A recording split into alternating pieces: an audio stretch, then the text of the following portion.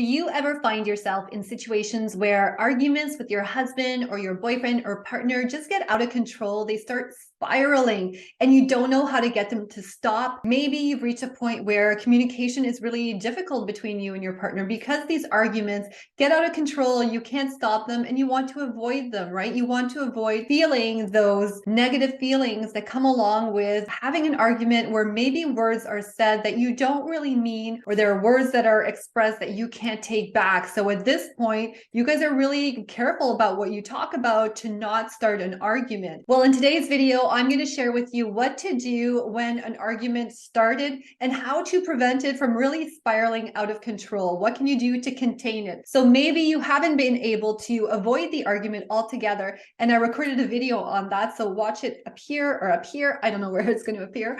So make sure to go check that out first. But there are going to be situations or moments in time where you just can't avoid an argument with your husband or your boyfriend, right? You're going to have to get into it. It's going to be too far gone. And at that point, what do you do to turn it around or just put a stop to it and prevent it from going too far down the rabbit hole or whatever, right? How do you stop it from going too far? So if you're new to my channel, my name is Mireille Nicole. I am a relationship coach and I am so happy to have you here. For those of you that are new, and just a recap for those of you who know me, I am divorced, and after my divorce I ended up finding my dream man, but we went through a really rocky period in our relationship where things were going sideways, and we managed to turn it around. So through all the tools and the skills and the mindset I share on this channel, I managed to turn it around to the point where my dream man finally got down on one knee, and we've been happily married ever since. And so I want to share this information with you because if you're here on this channel, I imagine you have some challenges in your relationships,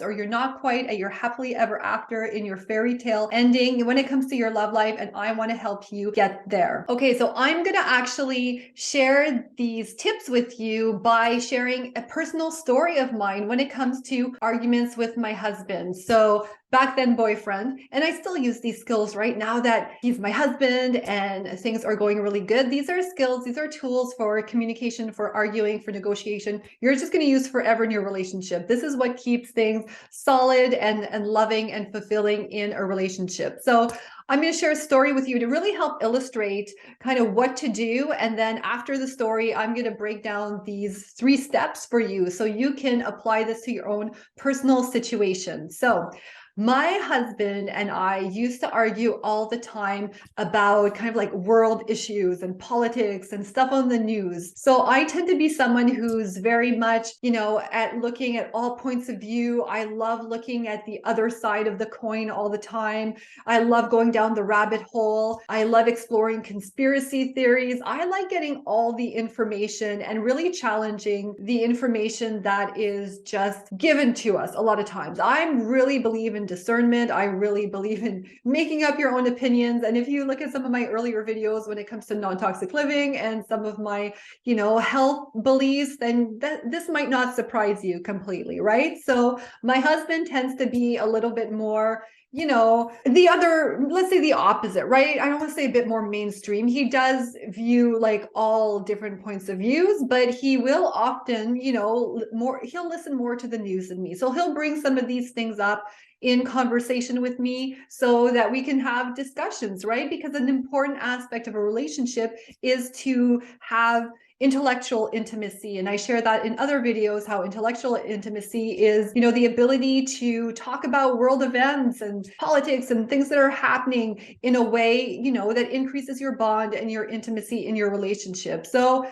as part of that and part of having a healthy relationship, this is something that would come up. So my husband would see something on the news, then boyfriend, and then he'd bring it up. And every time he would do that, it would lead to an argument. And this didn't surprise me. We have different points of views, and, that's okay. We can anticipate there'd be some, disagreement, and that's a perfectly okay thing in a relationship. You're marrying a different person who likely has different experiences than you and sees things differently. So it's perfectly normal for 2 people to not always be on the same page. However, where it wasn't normal or completely healthy is that it would always lead to an argument arguments. So ideally, in a great, fulfilling, satisfying relationship, we want to be able to talk about what's going on in the world, in politics, all that nerdy stuff, in a way that doesn't lead us to necessarily argue, but have these really rich, deep, interesting conversations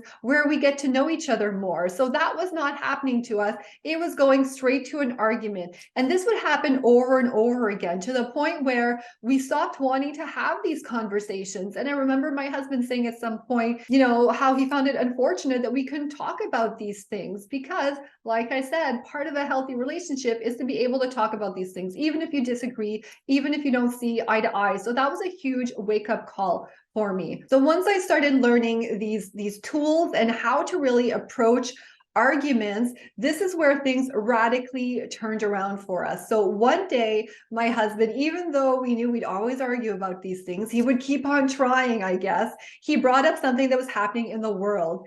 And then we did the same pattern we always went into. I would participate. It would turn into an argument. But this time, instead of letting it continue or just shutting it down and us going our separate ways, I decided to use a different approach. So when this started happening, I said to him, I notice that every time we have a conversation like this, it seems to turn into an argument. What do you see?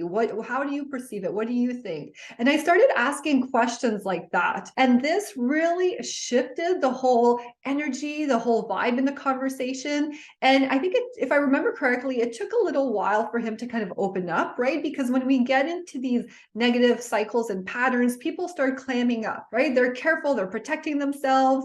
We want to avoid an argument, so we just kind of shut down. But eventually, what he shared with me, just through my questioning, and we'll talk about that as part of the steps in a few minutes, is that he shared with me that every time he would bring up some sort of thing that he saw in the news or in the media, I would immediately pounce on him with the opposing view. And it made him feel like, I wasn't listening to him, or, I was trying to make it seem that he was wrong, or that that I was actually initiating conflict in his mind. And I remember sitting down, and when I heard that, it was like, boom, like mind blown. Like I had never even entertained that perspective. I had never even thought of putting myself in his shoes to try to understand where this was coming from. And then when he told me that, it's like all this frustration I could feel in my body, all my frustration from all these other arguments that had happened because of this topic, just like melt away. It was completely eye-opening.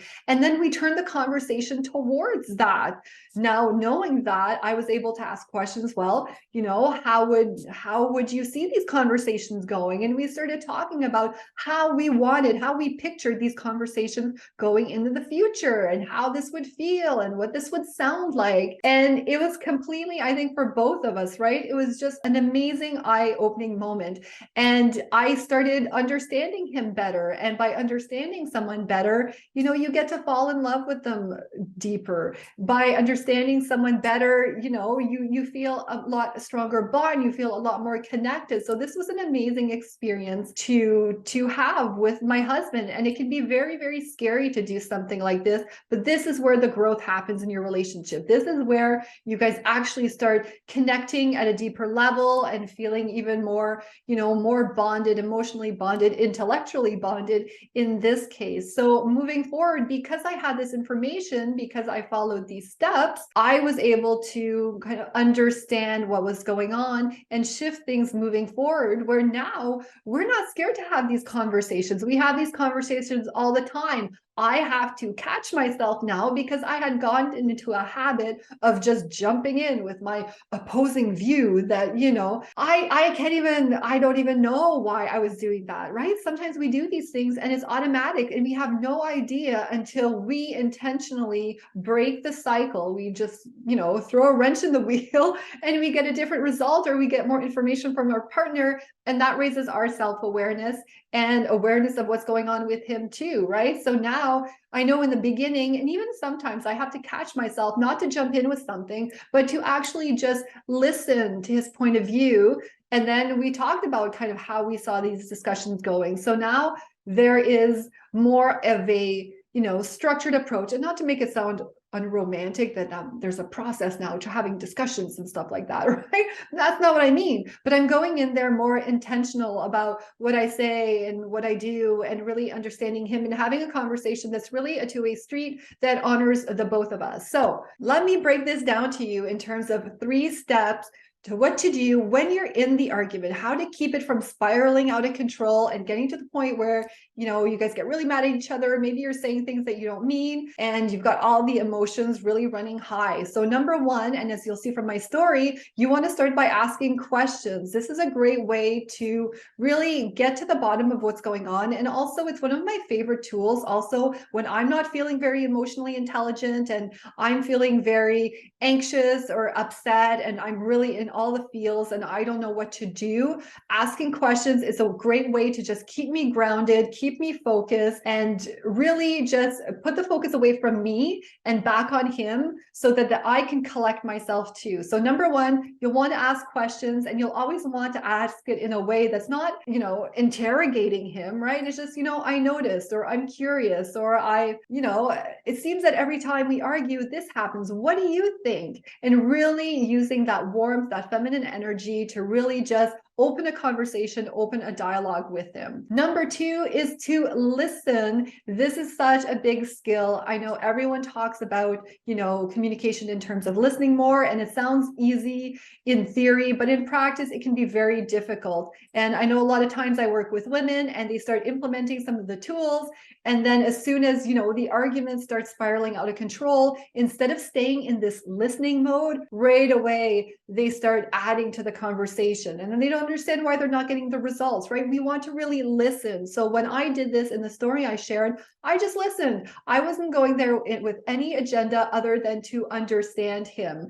And I wasn't, in there to, justify why I was doing things, or kind of, bring back from the past, well, this happened, so this is why, or rationalize what I was doing. I was really there to listen. And to listen, you need to, number 1, pay attention, which means, like I said, you're not trying to think of the next thing you're going to say, or you're not thinking of what happened in the past. You're just listening. You're staying focused, and you're really there to try to understand the other person and also remember, so that the next time you find yourself in an argument, you remember what was discussed, so you can take that new approach to it and not fall back into those old patterns. And the last thing, the 3rd step, let's say, in what to do during an argument, is to really focus on not creating any defensiveness, right? So this comes back to the idea of not thinking back of what happened in the past and bringing that back up and justifying things you did. You really focus on that one thing. In that story, I was really interested in knowing why, he was reacting a certain way as soon as I participated in this discussion about world events. Like,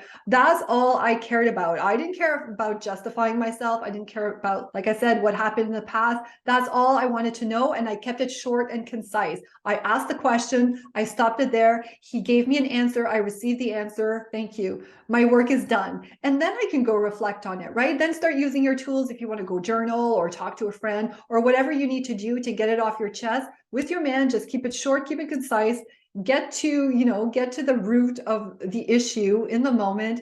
And remember, there are always other opportunities, right? Later on, if you want to expand on this, if you want to talk about it, do it at another time. But especially when you're practicing, and at all times, right? Just really stay focused on what's happening. That will help you on so many different levels. So this is what I wanted to share with you today. This is what I recommend whenever you're in an argument, you couldn't avoid it. What do you do to prevent it from spiraling out of control? I hope it was interesting. If you have any questions, leave them in the comments below. Let me know what you think. Have you tried any of this?